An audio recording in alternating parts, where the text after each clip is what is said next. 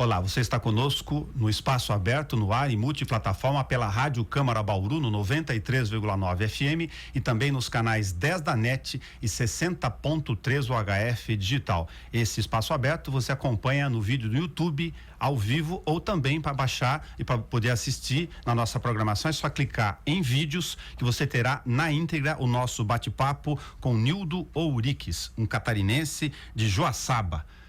Encruzilhada em Tupi-Guarani. Exatamente, encruzilhada em Tupi-Guarani. O brasileiro tem neste momento, me perdoe o trocadilho, uma de suas principais decisões dessa encruzilhada com tantas incertezas. Qual caminho nós temos a seguir? Bom, Nelson, primeiro quero agradecer o convite por estar aqui na TV Câmara Bauru, rádio e TV, né? É um prazer estar aqui, voltar a essa cidade e participar do Espaço Aberto. A encruzilhada é a encruzilhada que está representada por uma gigantesca crise do sistema político e uma crise econômica também sem precedentes. Essa combinação explosiva coloca de fato uma encruzilhada. Ou avançamos para um sistema radicalmente distinto, ou o país mergulha numa longa noite escura, cujo destino não vamos saber. O que é a crise do sistema político? Para alguns setores conservadores da sociedade, a sociedade vive uma crise de valores morais. Não é certo. Ela vive uma crise gigantesca do seu sistema político, que exibiu as vísceras. As vísceras nunca são belas, não é? E esse sistema político entrou em colapso na exata medida em que a grande maioria não se sente representada no sistema político. E eu digo categoricamente, o Congresso Nacional é um covil de ladrões, em que mais de 300 deputados e senadores estão indiciados, delatados, condenados ou presos. Então observe que um sistema político dessa natureza, que com essa condição ainda está revogando, ameaçando revogar a Previdência Social dia 19, suprimiu as leis trabalhistas e criou algo que só existe no Brasil, no Brasil, que é o congelamento por 20 anos da Emenda Constitucional 95. Isso é motivo de riso nos Estados Unidos e na Europa, que são países que sabem trabalhar com os déficits. Um déficit pode ser bom, assim como um superávit pode ser péssimo, ao contrário do que pensa a direita brasileira. Então essa crise do sistema político, que envolve petistas e tucanos, no sistema que eu chamo petucano, ela é uma crise que liquidou com a representação, e mais do que isso, a classe dominante brasileira não tem o que colocar no lugar, Nelson. Ela não tem uma forma de dar legitimidade ao sistema. Então, o país que sair depois dessas urnas, dia 18, dependendo do que sair, ele vai ficar exatamente igual. O Congresso continuará frequentado por figuras nefastas da vida política. O poder econômico vai determinar em grande medida o conteúdo das eleições. O poder monopólico das mídias vai continuar manufaturando a opinião pública, consagrando algumas figuras e obstruindo o caminho de outras, de tal maneira que do sistema político tal como está, não sai nada de alternativa. Isso coloca um desespero para a maioria da população, que amarga um desemprego gigantesco, que vê uma dívida pública interna extrapolando a qualquer previsão, que estrangula estados e municípios que estão naturalmente na lona e que não vem alternativa para uma crise social gigantesca como a que nós estamos vivendo. O sistema político não dá mais resposta. É por isso que eu postulo, Nelson, a ideia de uma revolução brasileira. De que forma quebrar esse sentimento refratário que tem na nossa sociedade, então, reconhecidamente tão sofrida, com a proposta que o PSOL está colocando em jogo nesse momento? Eu acho que, primeiro, quero fazer uma consideração sobre essa tua atinada observação. Eu acho que esse sentimento da população de repulsa, eu vejo ele como absolutamente indispensável. Parte de uma consciência ingênua que está transitando para uma consciência crítica. Quando as pessoas antigamente diziam não acredito nos políticos, era um símbolo de alienação. Nas condições atuais, quando as pessoas dizem não acreditam no sistema e na maior parte dos políticos, eu creio que é um dado de consciência política. E é nesse contexto que um partido como o PSOL, que não tem compromisso com a ordem dominante, que não ajudou a parir esse sistema político, ao contrário, que se opõe terminantemente a esse programa Ponte para o Futuro, que é de ordem liberal, de extração liberal, que aprofunda a dependência do país, o subdesenvolvimento e aumenta a exploração do nosso povo, é que o PSOL tem que ter um recado claro. E o recado claro do PSOL é o que eu chamo um programa radical de transformações. Esse programa é o que precisa estar aí. Ou nós colocamos esse programa, ou nós vamos assistir aqui em Bauru, no estado de São Paulo, em Santa Catarina, no Pará, em Espírito Santo, a mesma ladainha de políticos prometendo mundos e fundos numa campanha, sem que o Estado tenha condições financeiras de atender isso, mais saúde, mais educação, mais segurança, mais cultura, mais tudo, que é o que a gente assiste todo ano.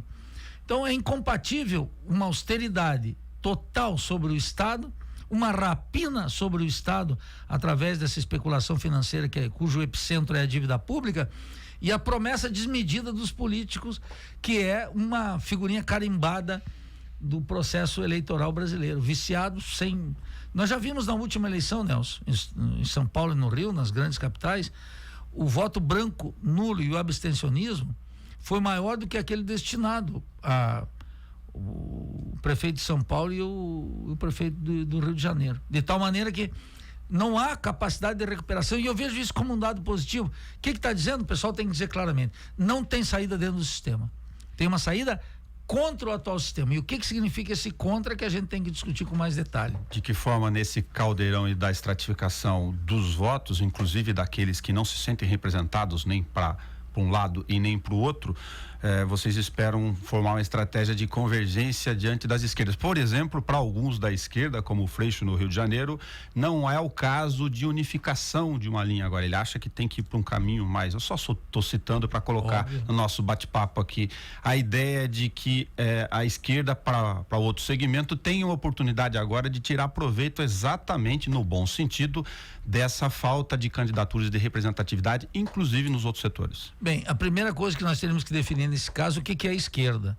Então, por exemplo, eu não coloco o PT como um partido de esquerda. Eu considero esquerda o PSTU, o PCB, nós do PSOL. Os partidos que não têm compromisso com essa ordem dominante que está aí. Esse é o primeiro aspecto. Segundo, pode ocorrer uma unificação dessa esquerda? Certamente. Mas poderia haver num segundo turno uma discussão mais ampla, depende de quem vai para o segundo turno? Eu postulo que sim. Mas tem que ter uma coisa muito clara. Quais são as bandeiras? E para mim tem 4 ou 5 que são indispensáveis. Uma, não é mais possível controlar a inflação no Brasil sem reforma agrária. Por quê? Porque 73% de tudo que vocês comem todos os dias aqui em Bauru vem da agricultura familiar, não vem do latifúndio. Esse é o primeiro aspecto. E segundo, entre 37% e 42% da pressão inflacionária no índice de inflação vem de alimentos. Então, para fazer o controle inflacionário, mais do que elevar a taxa de juros, que é o que faz essa política econômica criminosa que atua conosco desde a época de plano que Ciro Gomes operou o Plano Real, colocando uma taxa de juros de 53, durante Cardoso, Lula, Dilma e Temer, todos eles operam a maior taxa de juros do planeta, não há explicação. Eu, como economista, como professor de economia, eu fico solicitando sempre que alguém me dê uma razão técnica, uma teoria que me explique por que essa inflação tem que ser nessas alturas no país. Segundo, é preciso ter uma política fiscal muito clara, cujo princípio orientador é: rico tem que começar a pagar imposto. O rico no Brasil não paga imposto, Nelson, nenhum. Os exportadores de minério pagam entre 2% e 4%. Os exportadores de soja são isentos. Eu, como funcionário público, discriminado aos olhos da população de direita ou dos formuladores da direita, pago 27,5% do que eu ganho. Na fonte, sem... Um executivo de uma multinacional paga imposto sobre o seu salário, que é uma parte minúscula do que ele ganha. 90% do que ele ganha vem na forma de distribuição de lucros, que é isento. Tu aqui paga teu imposto na fonte, declarado, tirado direto, sem choro nem vela. Então, quer dizer, a propriedade no Brasil não paga imposto, tinha que ser. Eu dou exemplo para o pessoal que acha que é só uma proposta esquerdista. Lá nos Estados Unidos, na Noruega, na Alemanha, na França, a carga tributária é elevadíssima, chega a 44%, 45%, às vezes 48%. E lá o postulado é básico: quanto mais ganha, mais paga. E esse tem que ser o postulado aqui. Então, no PSOL tem que ter um programa claro para a discussão de qualquer proposta de aliança. Primeiro, acabar com a rapinagem financeira, com a farra das finanças, da especulação. Segundo, cobrar impostos dos ricos que não pagam imposto. Empresário vive reclamando. porque a carga tributária é alta, mas não para ele. Aí o cidadão está lá, como está nos ouvindo, e eu lá, o professor universitário aqui, paga 27,5, e quando o capitalista diz a carga tributária é alta, ele diz assim, é verdade. Mas é verdade para ele, para mim, para você. Para os capitalistas não é verdade. Para pôr um pouco de pimenta nesse raciocínio, como o senhor vê isso em relação ao discurso, então, desse mesmo setor reformista de Estado mínimo, por exemplo? O Estado mínimo é uma idiotice completa, eu te digo assim, sem arrogância nenhuma. Por quê? Porque onde no planeta Terra existe Estado mínimo? Nos Estados Unidos? Jamais. Na Europa? Tanto nos países nórdicos quanto nos países do Sul? Não. Na China?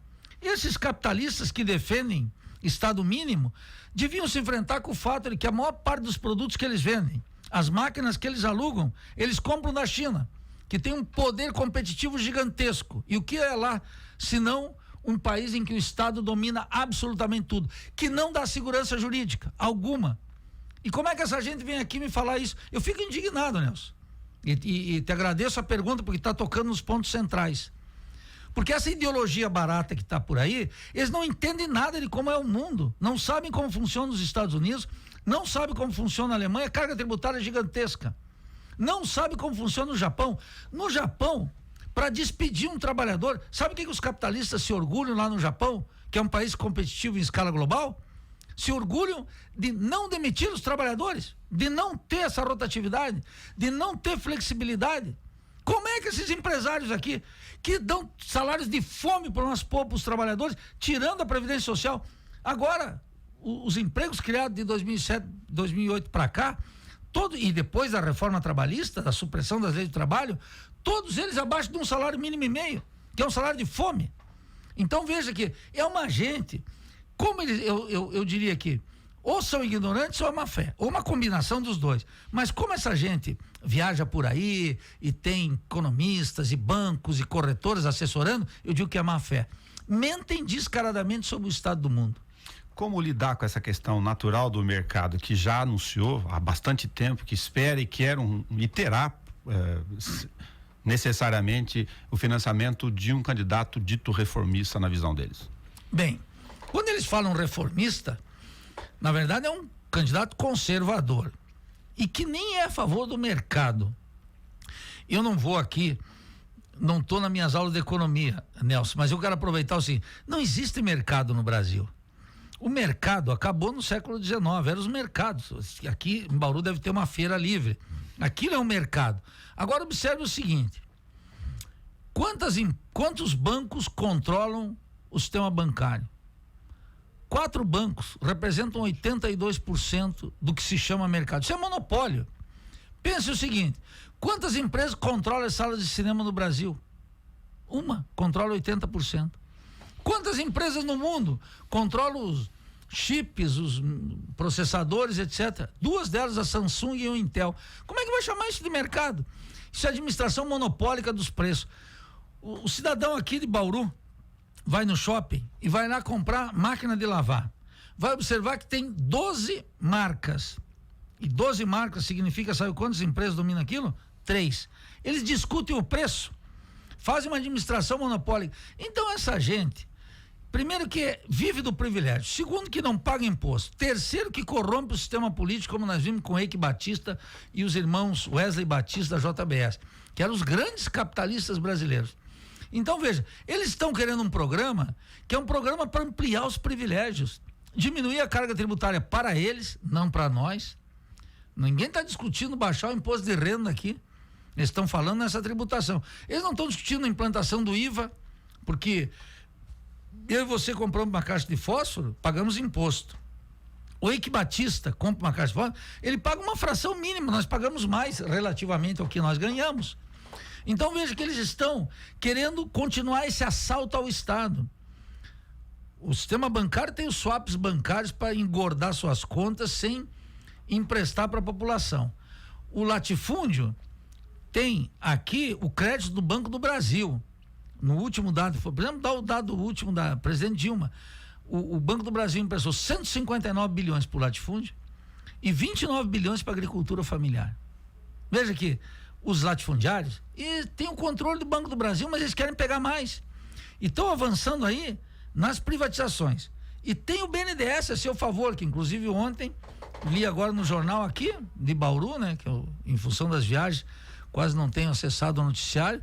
O presidente do BNDES sofreu uma prisão coercitiva, um interrogatório coercitivo e acusado aí nessa gestão de escândalos gigantescos. Então eles controlam o BNDES, controlam o Banco do Brasil, controlam a Caixa Econômica, tem os ministérios a seu favor e tem sobretudo o coração do sistema, e o coração do sistema da corrupção, que é o Banco Central, o Ministério da Fazenda. Então o que eles estão querendo é mais privilégio, Nelson. Para aproveitar a tua agenda aqui, colocar uma outra questão entre tantas possíveis, enfim, na sua visita, Nildo, a questão da cultura do ódio, como é que você faz uma avaliação sobre isso nas ruas, rede social, enfim, sobre qualquer extremo, com mérito ou demérito desse tipo de ingrediente dentro de um período eleitoral, pré-eleitoral, tão importante para discutir esses temas ao invés desse tipo de comportamento? Olha, eu vou dizer algo aqui que não é simpático. Eu defendo o seguinte: o país, o Brasil, é um país do privilégio. 83,26%, Nelson, da população economicamente ativa ganhava até 3 salários mínimos. Agora o relatório da Oxfam mostrou que até 2 salários mínimos. E os novos empregos é um salário mínimo e meio. O Brasil recolhe 63 mil corpos por ano. É um país atravessado pelo conflito e pela violência. Nesse contexto, a primeira coisa que nós temos que legitimar é o conflito. Temos que aceitar o conflito, temos que acolher o conflito, porque quando há conflito, há sobretudo que as vítimas estão brigando, defendendo. Nesse contexto, é que alguns setores de classe média, etc., descobriram, não a classe dominante e nem as classes populares, descobriram que tem essa cultura do ódio. Ela se manifesta, em geral, nas redes sociais, mas ela é muito mais violenta. Eu visitei a Rocinha semana passada, Nelson, e eu estava lá, e era um dia particularmente duro para as comunidades cariocas, e eu vi, por exemplo, a balaceira comendo solta, e explosão de granada naquelas vielas, e a presença do CORE, do BOP, das UPPs. E então a chamada cultura do ódio, ela tem um adversário sempre colocado lá, que é o nosso povo pobre, é a grande maioria. E no caso nosso, o nosso povo pobre e negro. O sistema carcerário não pode ser mais violento. 750 mil presos, dos quais 42% não tem sequer processo. Lá em Santa Catarina, até bem pouco tempo, não tinha nem a defensoria pública. De tal maneira que o sistema judicial é um sistema de uma cultura de ódio contra a classe dominante tremendo. O número de assassinatos de líderes camponeses no Brasil nunca foi tão elevado, segundo os dados do CIMI e da CPT, da CNBB. Nunca se ameaçou tantos líderes camponeses e nunca se matou tantos líderes camponeses. E se a gente continua recolhendo 64 mil cadáveres por mortes violentas no Brasil, o Brasil é um país do ódio. A minha pergunta é outra, quando essas mortes estarão a serviço da superação dessa barbárie? Porque o país continua sangrando, particularmente nas classes populares, às vezes nas classes médias. Lá no Rio de Janeiro eu vi, por exemplo, como as escolas são fechadas a mando dos narcotraficantes e dos grupos paramilitares, das milícias, articulados com a polícia, e as crianças ficam uma semana sem aula, porque é ordem. E se não fazem isso, a gente vai ver nos grandes jornalões uma bala perdida matando uma criança de 6, de 8 anos. Então a cultura, chamada cultura do ódio, ela tem que estar colocada, ela tem que estar a serviço de uma explicação mais racional, que coloca o seguinte: num país em que 5 empresários, 5 capitalistas controlam 50% da riqueza, toda a violência que vier das classes populares contra o sistema, eu digo que é legítima. Nildo Ourix, obrigado por conversar conosco. Para um calendário de que acompanha a questão pré-eleitoral, no dia 10 de março vocês devem ter uma definição em relação à posição do PSOL. Isso, dia 10 de março, Nelson, o partido se reúne. Nós temos 4 pré-candidaturas e o nosso congresso fez um convite para Guilherme Boulos, que é o líder do MTST, para ser o candidato presidencial. Se ele disser que aceita, é absolutamente previsível que ele será o candidato. Se ele disser que não, eu vou disputar com outros 3 companheiros do PSOL a indicação do partido à presidência da República. E dia 10 de março, então, o PSOL define desculpe, algo que é essencial, que nós teremos candidato presidencial próprio e que não vamos fazer nenhuma das composições que estão em curso aí. Eu já aproveito aqui para te agradecer essa oportunidade de conversar com o teu público, de conhecê-lo pessoalmente e de fazer uma reflexão necessária sobre o Brasil. A gente é que agradece, nós estamos numa missão pública aqui, sem cor, sem bandeiras, como pediria o jornalismo público lá fora, já que você pontualmente combateu mas lá o jornalismo, com razão, o jornalismo, infelizmente, dos grandes centros. Isso, não, sobre essa reflexão, o jornalismo, você sabe, está há muitos anos na profissão.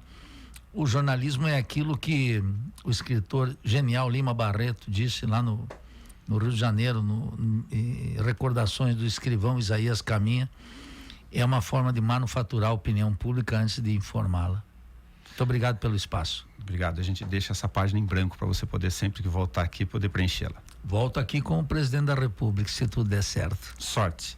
Obrigado. O Espaço Aberto conversou com o Nildo Orix, pré-candidato à presidência da República pelo PSOL. Nós acompanhamos a agenda que interessa ao nosso país e a você que está em casa. Conversamos em multiplataforma e, para lembrar, você encontra na íntegra esse vídeo para você acompanhar. É só baixar na página da TV Câmara no YouTube, clicar em vídeos para você assistir a hora que você quiser. Eu sou Nelson Gonçalves, conversei com o Nildo. Até o nosso próximo Espaço Aberto.